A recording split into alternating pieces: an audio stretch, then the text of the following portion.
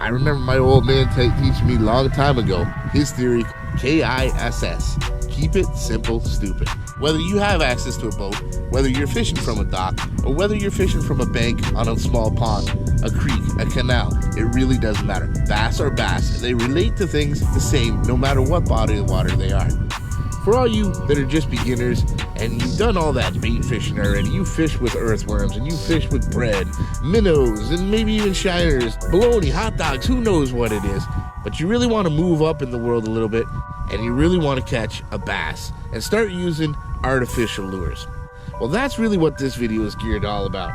That's why I boiled it down to these 5 lures. These 5 basic, simple lures that are guaranteed to catch you your first bass. KISS, keep it simple, stupid. I guarantee if you get out there and work and learn to work these 5 lures, you're bound to catch a fish on at least one of them. Hold tight, folks. We're going back to the basics. My top 5 beginner bass lures. This is going to be fun. All right. Well, first, let's start off with the spinnerbait. The spinnerbait is one of my top 5 lures because it is one of the most iconic and classic bass lures there is.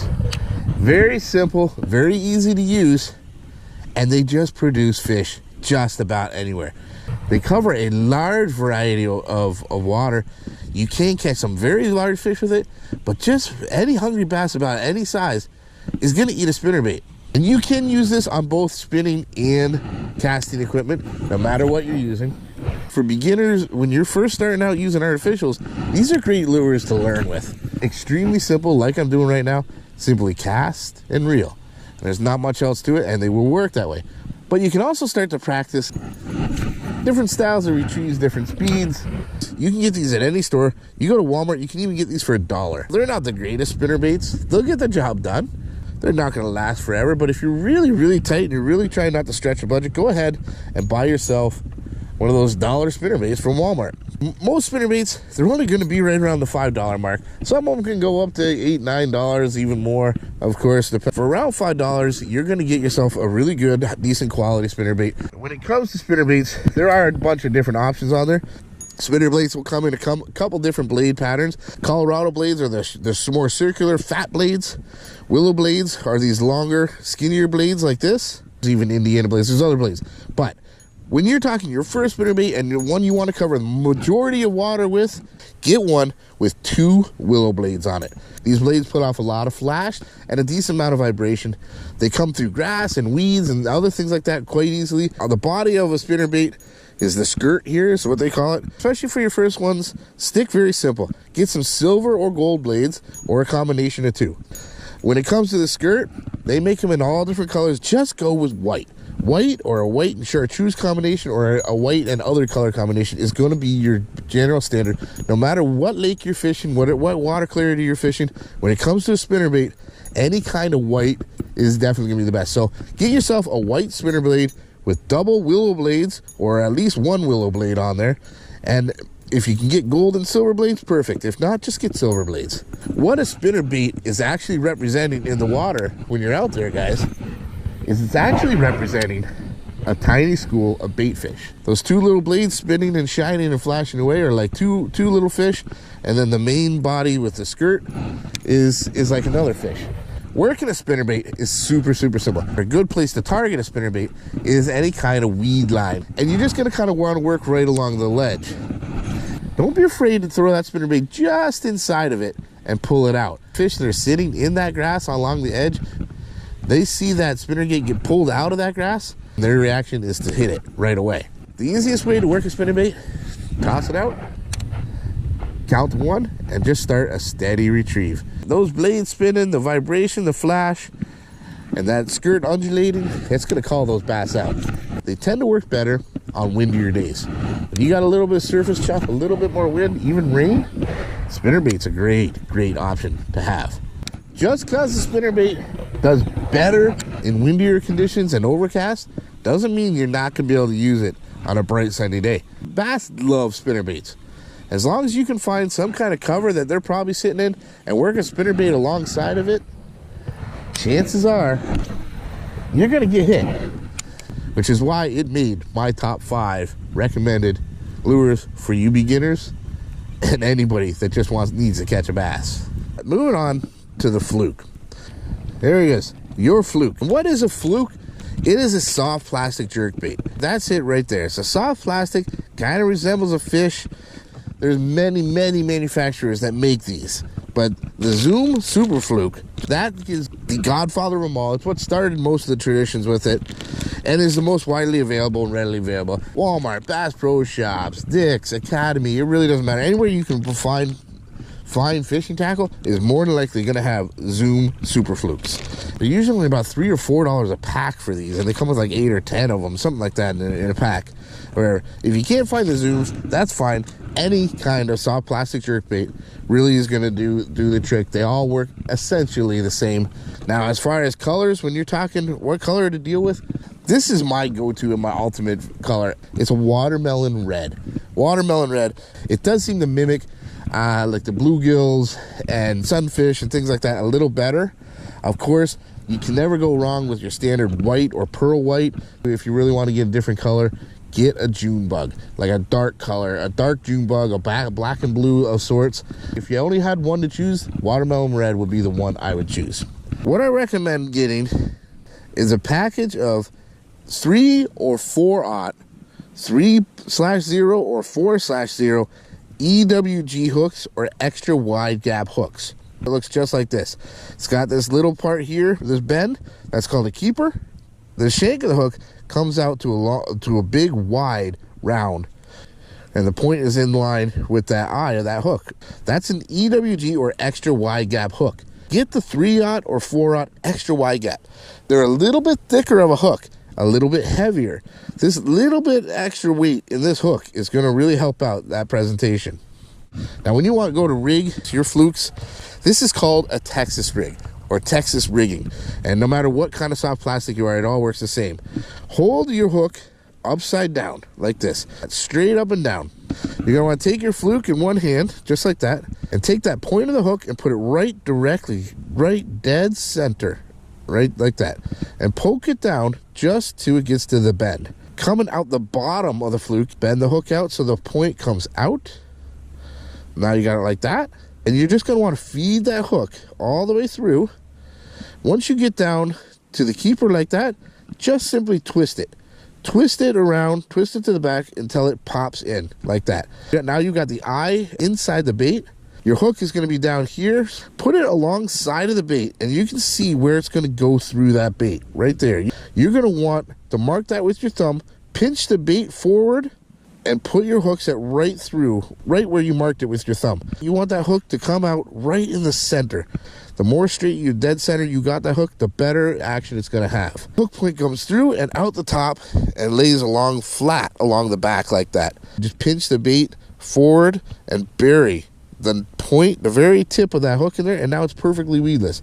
So whether you're off a dock or you're off a bank or you're off a boat, find the weeds, find the lily pads, find the edge, the grass lines, whatever it is, and try to find those little holes, the little pockets in there.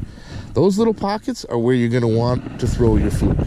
Once you get it in the water, let it sink for, give it 2-3 seconds, just little twitches with your rod tip, and then reel in that slack. Just give it a twitch and then reel in the slack. Give it a twitch and reel in the slack. And what that's doing, that little fluke is darting side to side like an injured bait fish. But again, the key is just tiny little twitches. If you give it too big of a jerk, the fluke will spin in the water and it doesn't look natural.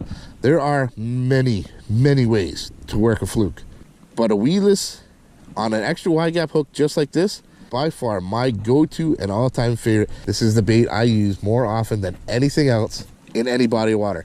I never go out on the water without making sure I have a bag of flukes.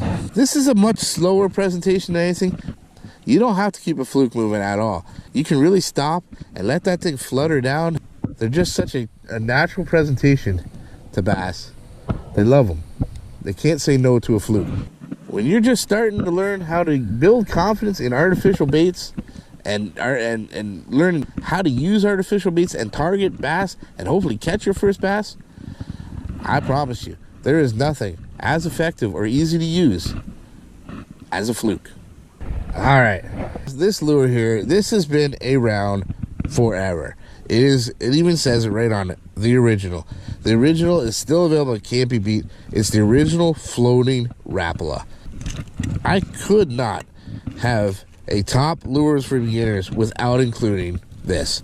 The Rapala, the original floating minnow Rapala. They come in a variety of sizes. They come in sinking and floating and suspending.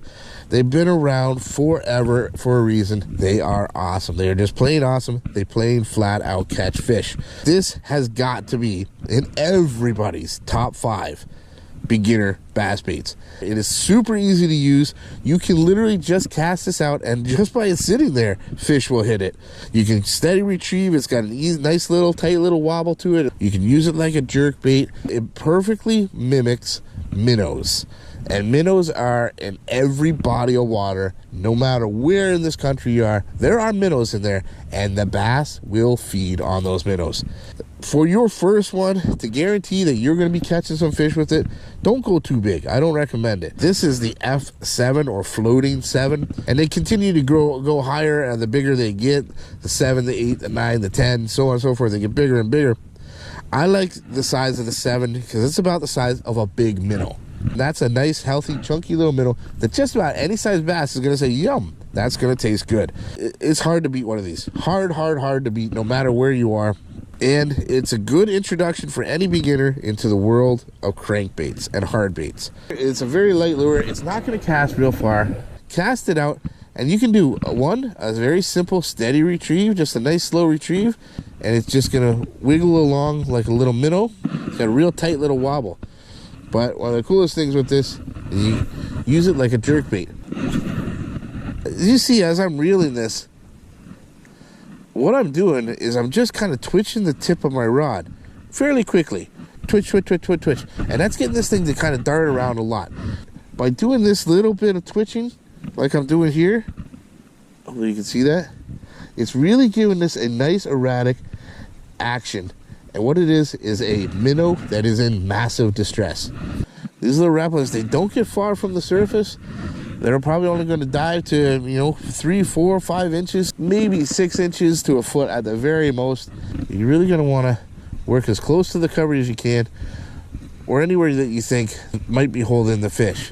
It gives off a little bit of flash and commotion, just enough that if you're close enough to the cover, anything that's hiding underneath that cover is definitely going to want to run out and grab it, because every bass loves a nice, juicy little minnow. The key to work in artificials are just that. They are fake. They are fake baits designed to imitate real bait.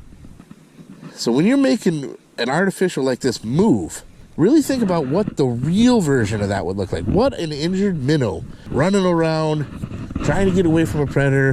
What do they look like? How do they move? And when you figure out how to make your line do that same thing, that's where you want to key in. Oh, you just just a little dink, little tiny guy. Hit the little Rapala.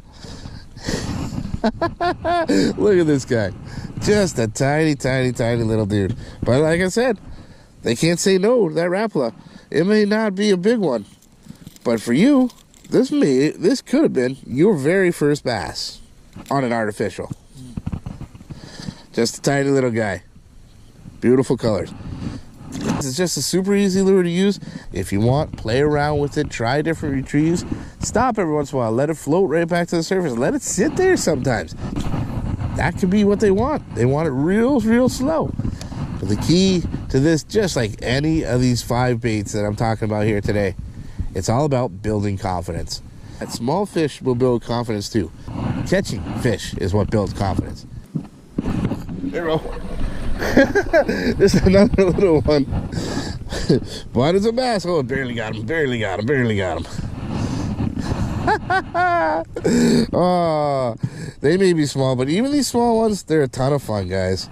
Like I said, they don't have to be big to be your first. You just got, it's all about building confidence and using artificials. But I guarantee, for beginners, to start, get yourself any one of these 5 lures. And I promise, you're going to start catching bass on artificials. On to our next one, and that is gotta be the most well-known and most widely used bass lure of all time. That's the rubber worm. It's what the majority of us started with. My first bass ever came on a simple rubber worm. There's plenty of ways to rig these, of course. This is the same exact hook that I used on the Fluke earlier. I'm gonna rig up the worm just like that, but we're gonna do what's called a split shot rig. We're gonna add a little bit of weight to it. The split shots like this, you can get a pack of these for very, very cheap. They kind of look like a little Pac-Man. And what you're going to do, you're going to put your line in between there, and you're going to clamp it shut right on top of that line. For this method, I'm going to recommend anywhere from 6 inches to a foot above the worm. Give it a good squeeze with the pliers, and it's going to stay. It's going to stay right there. There it is. That's your split shot rig. That is one of the most simple rigs. It is absolutely what I started with. As you advance and build more confidence, there are plenty of other methods of weighting a worm. But that's the simplest, easiest, and definitely the cheapest. Put as many as you want or as little as you want on there, and it's going to weigh it down. Your worm is going to float up just a little bit, but it's going to give you that little extra weight to be able to cast it and get that worm to start working down towards the bottom. When it comes to the worm itself, there are so many varieties of worms out there. Go very simple. Zoom makes really nice ones. They're again nice and cheap, but the original worm that I started with, that I always used, is right there. It's a culprit worm. Look for colors like June bugs, or the other one here, that's the green pumpkin. June bug and green pumpkin will cover almost every single color of water out there. There's so many different styles of worms. I honestly, guys, for your first worm, any style of curly tail worm, dealer's choice. That's up to you, but don't go too big. Go with like the 7-inch worm. Anywhere between a 5-inch and a 7-inch worm. These are called Zoom vibe tail worms here. I use these a lot. They just got the little tail that kicks out there, but either way, it's a curly tail worm.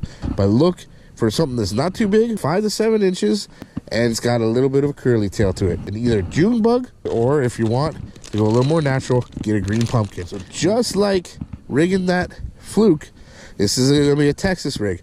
Find the very middle of your worm, poke it straight down till it gets to the end of the tip, bend it to poke it through. Try to make sure it goes right through the very center. Feed that hook right on through, right to the keeper. Give that a twist. Mark with your thumb where the hook's going to go through. We're going to pinch back, put that hook right through the center, just like so. Now, just to make it extra weedless, you're just going to pinch it forward, pull it forward, and bury that hook set, just like that. There it is. As long as it's nice and straight, it's going to have great action. Just got that little split shot right there. That is a deadly little worm combination. Guaranteed to work no matter where you are. And it's super easy to work these things. Literally cast it out right near the cover. Remember, it's weedless. And you're just going to kind of get it to the bottom and lift your rod. Lift your rod, reel up that slack as it comes back down. Lift your rod and reel up the slack as it comes down. You're literally dragging that worm across the bottom. The worm's floating just above it. The tail's just spinning a little bit. You don't need to move it fast. Just drag it along. And as it goes back down, that's when you reel it in. That's why I recommend the curly tail, because even in the slightest little bit of current, that thing is actually moving around, making it look a little more natural than just a stick sitting down there. Very, very simple, easy method that catches fish everywhere.